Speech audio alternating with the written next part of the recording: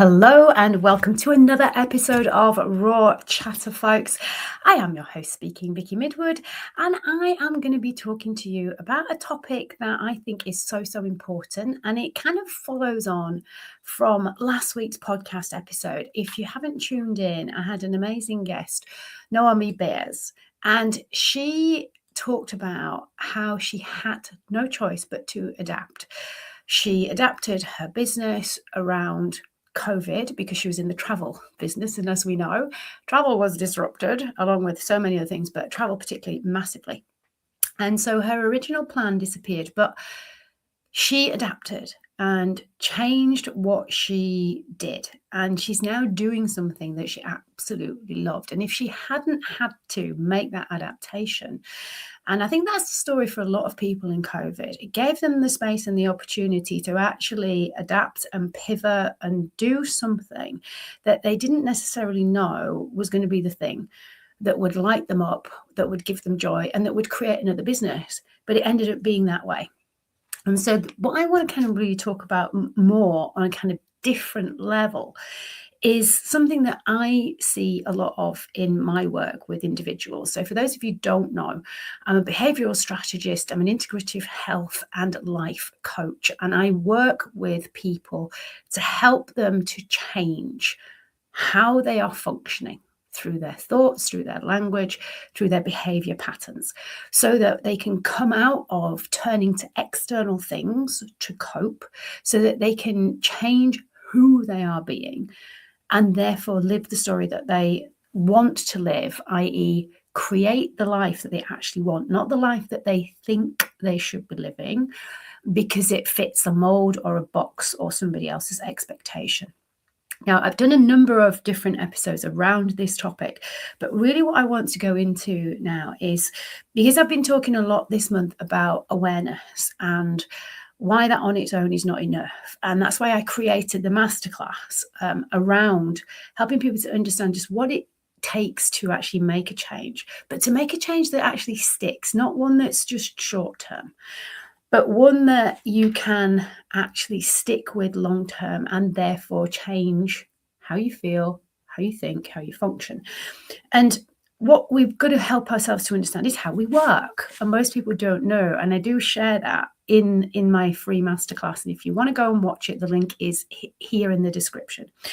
Because most people understand adaptation when it comes to business. And Naomi's Noemi Noemi's episode was brilliant, just around adapting in business. And we do it. Think about it. If you're a parent, you're adapting all the time.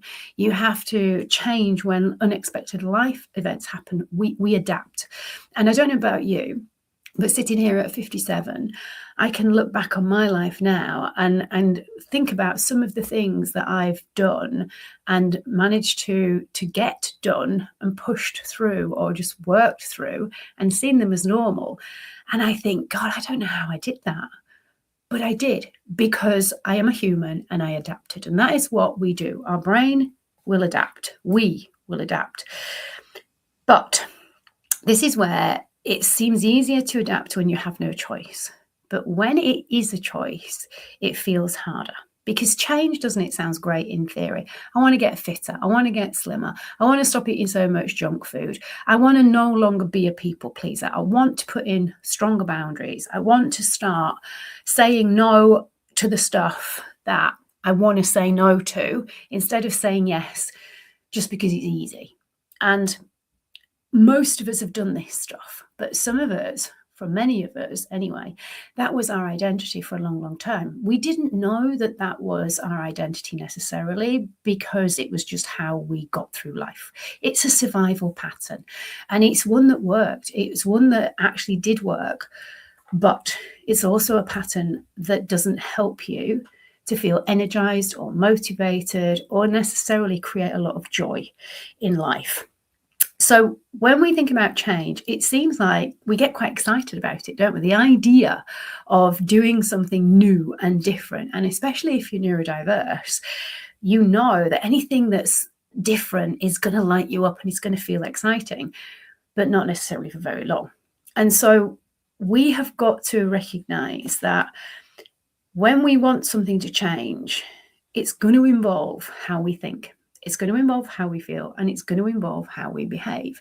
And it can feel really uncomfortable to think a different way, to have different feelings and sensations in your body that you're not used to feeling or allowing yourself to feel, because you normally squash them down or dismiss them or try and change how you feel really, really fast because you don't want to sit with them. And so this is where most people get really, really stuck, including me and pretty much everybody who I work with. We all have gone through this pattern and this process because we're human. So I'm going to ask you a few questions, and it might be an idea to stop this for a moment, go and grab a pen and paper, because I think if you actually answer these questions for yourself, you may be surprised. Just think about just the last couple of days. Don't even have to be a week, but just for the last couple of days, and just get honest, because there's no point being anything but with yourself, and ask these questions. And if you see me keep looking down, folks, because I've made some notes on this episode that I really want to share with you, and so I have written these questions down, so that's why you'll see me looking down. How many times, this is question number one, how many times have you worried about something that never actually happened? Just think back in the last 2, 3, or maybe maximum 5 days. Second question, how many times have you had an argument in your own head that never actually took place? How many times have you predicted an outcome, usually negative, that never ever materialized? How many times have you avoided a conversation because of what you thought someone might think or say about you? And this is the last one. How many times have you felt relieved when something was cancelled because you no longer had to show up because you didn't really want to in the first place?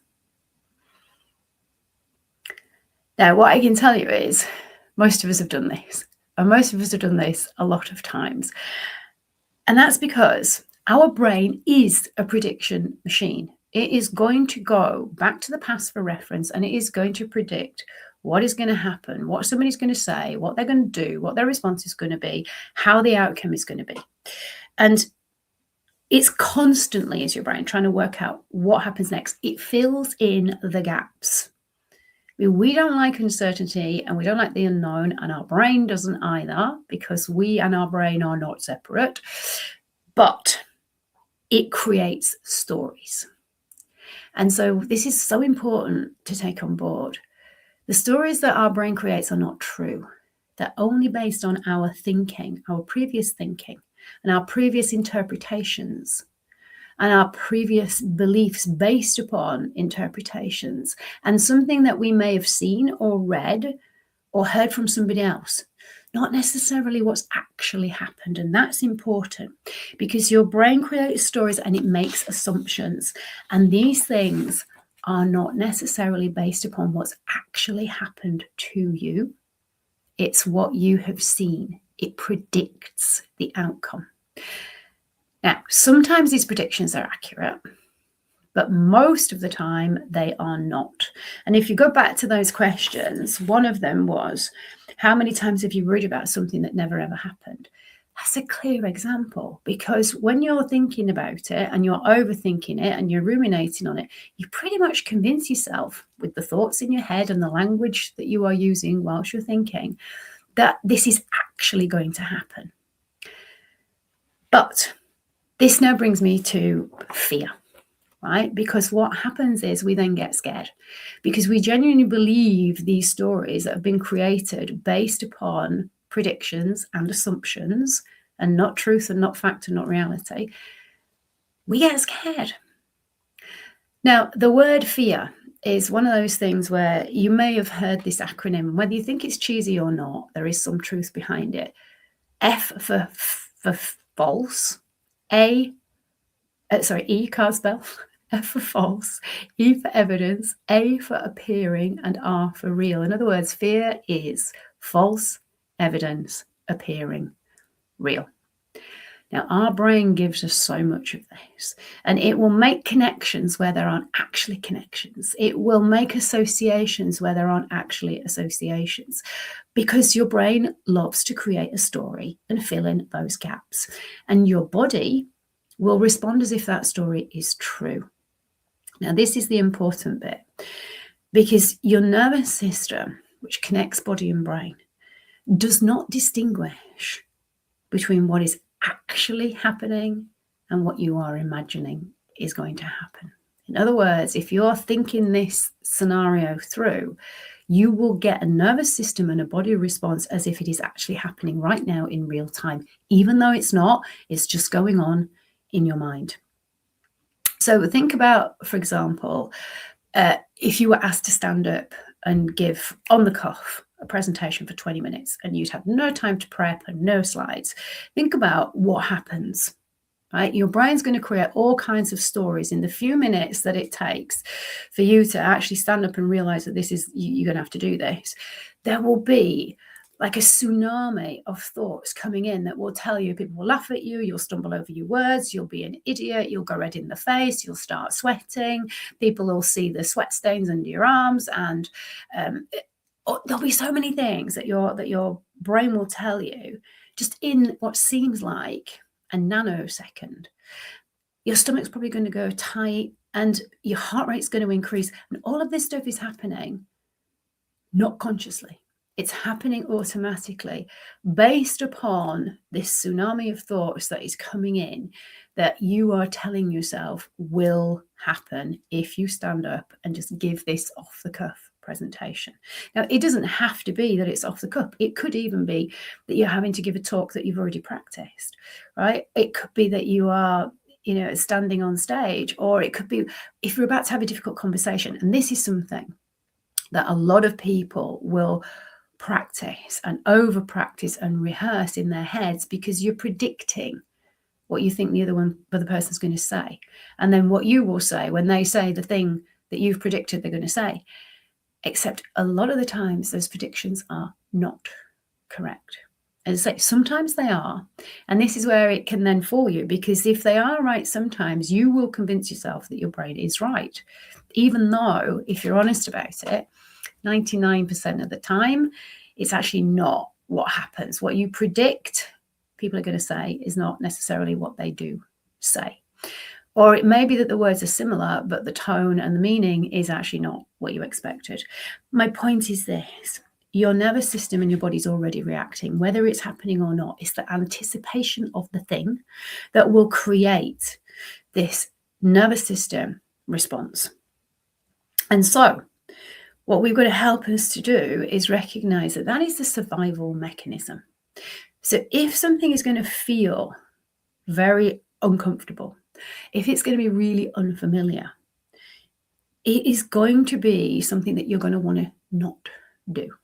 It's going to be something that you're going to want to shy away from. It's going to be something that you will tell yourself is hard, or it's going to be too difficult. And so this is where we've got to help ourselves to remember that the brain's always going to keep you doing what you know, because the familiar is safe. You're not going to have this nervous system response. And so even when you really want to change, you recognize that every part of your nervous system is going to try and keep you in the familiar, even if the familiar ways of thinking and feeling and acting and being are actually hurting you and you want to change them. It feels like you're fighting. It feels like there's a fight between your body and your brain. And this is where sometimes, I've actually heard coaches say this about people, and also doctors and nurses who are trying to help people to change, for example, their lifestyle or their eating habits, will say, they don't want it enough, or they're just not trying hard enough, or they're non-compliant. And I really hate that term. In fact, I made a post about it a couple of weeks ago, because that term is just so derogatory, so demeaning, that the client is non-compliant. In other words, like a naughty child, you're not doing what you're being told. But it's not as simple as that. It's because you may want to do it, but every part of your body and your brain is screaming, no, no, no, let me do the thing that I know, because this just feels like it's too much for me to cope with. It's too much for my nervous system to handle. And this is where it comes down to the fact that it's nothing to do with willpower, and it's nothing to do with you being weak, because it's about patterns, and it's about familiarity, and it's about how your brain and your nervous system are fired and wired together. When you have repeated something thousands and thousands, if not millions of times, your nervous system knows exactly what to expect. Your brain knows what to expect. It's a prediction machine. If you change things slightly, it will adapt, right? But if you try and change things massively, that adaptation is going to be really, really challenging and much less likely to happen, which is why when you change something, what you change, when you change it, and how you go about changing it is so important. And this is the stuff that I share in my masterclass. And this is why I highly recommend you go and check it out, because it will help you to understand just how your body, brain, and nervous system all work together. And the reason why people struggle so much is because they're trying to work against how these systems are wired to work. And we all know what happens when you go against how something is meant to work. It might work for a little bit, but it's not going to be sustainable. And this is why people feel like they're kind of boomeranging back. They are doing the thing, and it seems to be all going well for a while, until they find themselves back in the patterns. It could be that, you've started to drink less, and you're starting to put in more boundaries, and you're speaking up more about what you actually want and what you actually think. Maybe you've started having those difficult conversations. Maybe you've decided to leave your job because you've decided, you know what? No, I'm not going to do this anymore. Maybe you've decided to launch a business or a side business. Or maybe you're at that time of your life, as many people are, where you're deciding, you know what, the kids have flown the nest and they are building their own lives. Now it's time to prioritize me. And that is exactly what we should be doing when we have done the nurture part of looking after our kids. And to some degree, we're still potentially looking after our parents. Some of us may be, some of us may not be in this era, but suddenly you realize you've got to look after you, and that becomes a priority. But there will be a kind of a pull that takes you back into the identity of the person that you think you are, because you have rehearsed and practiced being that way for such a long time. And so as far as your body and brain concerned, you will feel this pull to go back to the overthinking, to go back to the people pleasing or the comfort eating or back to the avoidance. And it usually begins with, oh, it's just one. It doesn't really matter. Oh, I only did it once. Oh, I only said yes once because, it's so-and-so. And then all of a sudden we find that we are kind of spiraling quickly back in. And that's that boomerang effect that I often see. Now, you may, if you're not familiar with this, perhaps in business, you may be familiar with it if you are what I call a serial dieter or a yo-yo dieter, where you're on it, you're off it, you're on it, you're off it. And when you're on it, to start with, it's so exciting and you're really getting into it and it's all new. But 6 weeks down the line, it's not so exciting. And old patterns start to creep in, and you will tell yourself that you're failing, that you're going back to old behaviours. And I want you to really take on board from this episode, and if this is the only thing that you take on board, good. All this shows is that the old patterns are really familiar and you've had way more practice at them. You're not a failure. You've been trying to do things in a different way, and you've been doing things the old way for decades. For the majority of people I work with, it's absolutely decades, usually 4, 5, or even 6 decades of repeating these behavior patterns, these thought patterns of wearing these clothes that actually, if you're honest, never were a right fit, but you kind of altered them and adapted because that's how humans work, to kind of make them fit, even though they were never that comfortable. You've convinced yourself. that is who you are, and that this is how you have to behave. And your brain likes that certainty. You've rehearsed it. Your brain is going to reinforce what you already believe. It's hard to change. Leopards don't change their spots. All of that rubbish. None of it is true.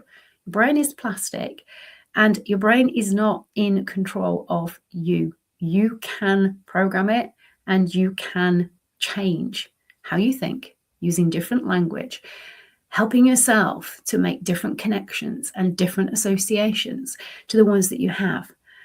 But when you've been rehearsing overworking, when you've been rehearsing overthinking, when you've been rehearsing self-doubt, when you've been rehearsing making yourself less than and putting everybody else on a pedestal above you, when you've been rehearsing negative self-talk, when you have been rehearsing using alcohol to wind down and telling yourself you deserve certain foods as a treat because you've earned it, when you practice that for decades, of course it becomes familiar and who you are being in that moment, because it's got thousands of repetitions behind it. And the old pattern is going to feel more powerful because the new pattern only has a few hundred repetitions. And oftentimes people give up before it's even had a few hundred.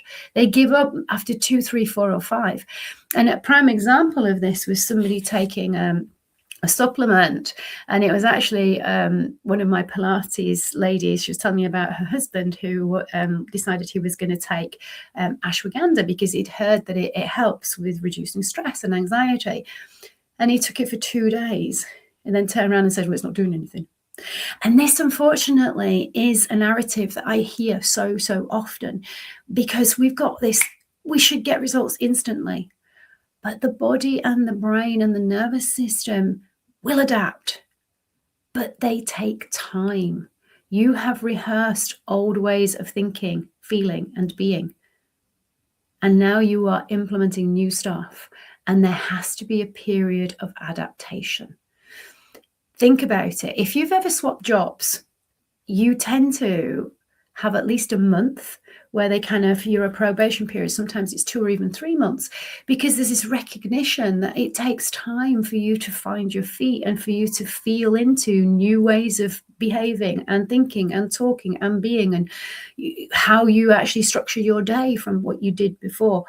It makes sense. We can see it clearly in a scenario like that. But when it comes to actually changing how we as human beings are behaving and how we are relating to other people and how we are thinking in our heads about conversations and about the actions and the coping mechanisms that we use, when we think about those links, when we think about, relaxing at the end of the day being associated with wine, and weekends being associated with takeaways and late nights, when we think about a disagreement or an argument always meaning that it's dangerous and it's to be avoided, these associations weren't actually consciously chosen, but we keep repeating them, we keep believing them.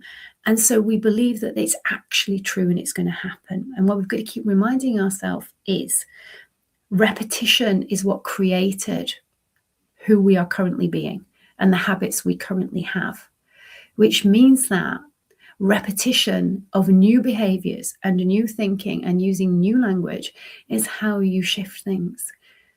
But you can't just repeat it once or twice and expect that to suddenly outdo decades and billions of repetitions of the old stuff. And so this is why I always say it's just that the old practice has more evidence. It's been around longer. It doesn't mean that the new stuff isn't working. It's often that you don't give it long enough for your brain and body to adapt. Because most of the time, when you think about it, our behaviors actually sit behind a story that we tell ourselves about our identity. Because as soon as we say, I am, you are labeling yourself with an identity. And I hear this so many times. Instead of I'm a person who worries a lot, I'm a worrier. Instead of I'm a person who has anxiety around certain things, I'm an anxious person. Instead of somebody who's saying, I find it quite a challenge to meet new people, I'm not good with people. Can you see how we put these absolutes on an identity? I'm not confident. I'm terrible with money. I'm just somebody who has to do this. But be careful about those words, I am, because that's programming. And your identity absolutely will influence your expectations, and they will reinforce your behavior. I am an ill person. Well, okay, if you keep saying that, you're going to keep getting more of it. And if that's what you want, keep saying it. But if it's not what you want, then you need to change it. And it is as simple as that. Changing your words, deciding that you are going to be a person who doesn't drink in the evenings every night. Deciding that you are a person who does make food from scratch 5 days of the week, but still enjoys takeaways, but not every night and not every lunchtime. These are the things that if you decide you're going to do them and you're going to change your identity, and you keep on thinking the new identity and you keep on talking about it and you keep on helping yourself to challenge that old story, then you can start to recognize that change is happening. Awareness on its own isn't enough, right? Writing this stuff down and planning when you're going to start is not going to do it. You actually have to do it. And most people are already aware. They know, you know what you're doing. I knew what I was doing when I was drinking too much, when I was going out and planning to have a binge. I knew exactly what I was doing. And actually, I was looking forward to it. Why? Because it gave me something. It gave me a sense of relief and release, because I knew that in that time that it took to get all of the food that I know I was going to binge on, to plan that was quite exciting. When I actually then did binge, I knew it was probably 2 or 3 binges within that lot of food. And so that would take me a whole day sometimes. And that meant that the time through all of that was happening, I didn't have to think or do anything else. And I didn't recognize that then for me, the act of throwing up then was actually a release and a relief as well. And it was helping my nervous system to feel more regulated. Sounds bonkers. Anybody listening to this who has gone through bulimia or is still, you'll absolutely get it. It's not necessarily the eating of the food that is the thing. It is actually the getting rid of it and the release that is potentially more addictive. Alcohol does the same thing, right? It's that release, it's that relief. Medication can do the same thing, whether it's recreational drugs or whether it's over-the-counter stuff. My point is this: you're trying to change how you're thinking and feeling. Otherwise, you're trying to shut down those stories that your brain is telling you, the ones that it's making assumptions about, the prediction stuff that it's telling you is going to be probably negative. And so if you continue to believe that you are a person who can't change, who has to keep doing this stuff to survive and pull through, then you're going to find that that will be your reality, because it starts with I am. The repeated thoughts, the repeated actions, the repeated decisions, the repeated conversations, the repeated boundaries, these are the things that we need to change. And it's practice. And it's practice to keep progressing. It's practicing even when every part of your brain is telling you this is not who you are, this is not what you do. No, it is as of now. Because what we need to help you to really take on board, and this is the second thing, right? If you only take away those 2 things, the second thing is this: what once felt uncomfortable and unfamiliar, when you keep repeating those patterns and those thoughts, it will feel familiar and it will become normal. And then you will recognize that you are feeling more energized. You're feeling that it's easier to make decisions, that you're no longer overthinking and ruminating like you used to, that your go-to isn't to put everybody else before yourself. It's to think about, is this actually what I want to do? Is it help? Is it serving me as well as the other person, not just the other person? And this is how recovery will happen from addictive patterns of behavior. It's also how you can become the person that actually, deep down inside, You already are. You just haven't given yourself permission to be, because you've been trying to do it through willpower, through more knowledge, through more awareness, through understanding the depths of the trauma and the why. And I'm not saying that that's not an important part of the process. Awareness is key. It absolutely is. But on its own, it's not enough. Understanding that you have to take responsibility then for deciding that you are going to change who you are being, how you are thinking, what you are doing. And the most important thing is to remember that the old pattern is not winning because it's better. It's winning because the old patterns have had more practice. And if you decide that you want to finally get to grips with making lasting change, you can do it, but it takes repetition. It doesn't have to be hard. It just has to be consistent. And you have to remind yourself that when you feel those old patterns coming back in, it's not a failure. It's just a reminder that those old patterns have been around a long time and the new ones haven't.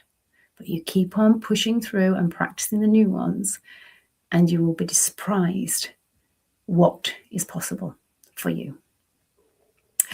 So I'm going to leave it there, folks. Thank you for listening. If you have liked what you've heard, give me a thumbs up, give me a like, give me a subscribe if you haven't done it already.